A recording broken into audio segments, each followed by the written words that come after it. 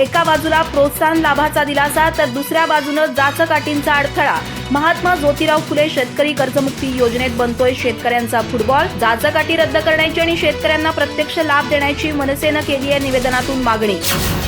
शेतकऱ्यांना लाख मोलाचा दिलासा देण्याचा आवाहनात राज्य शासनानं महात्मा ज्योतिराव फुले शेतकरी कर्जमुक्ती योजना 2019 शेतकऱ्यांसाठी आणली, ज्यामध्ये 2 लाखापर्यंत थकबाकी असलेले पीक कर्ज आणि पुनर्गठित पीक कर्ज माफ करण्याची घोषणा झाली।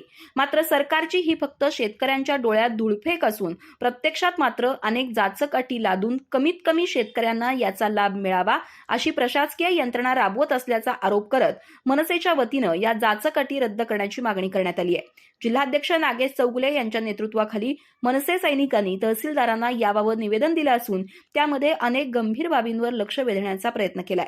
निवेदनात म्हटलंय की जिल्ह्यात पात्र लाभार्थ्यांचा आकडा 3 लाखांहून अधिक असताना केवळ काही हजार शेतकऱ्यांनाच याचा लाभ मिळतोय।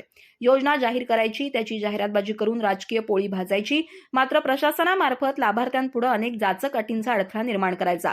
जास्तीत जास्त शेतकरी अपात्र करण्याचे अधिकाऱ्यांना उद्दिष्टच दिलं जातं असा गंभीर आरोप देखील निवेदनात करण्यात आलाय।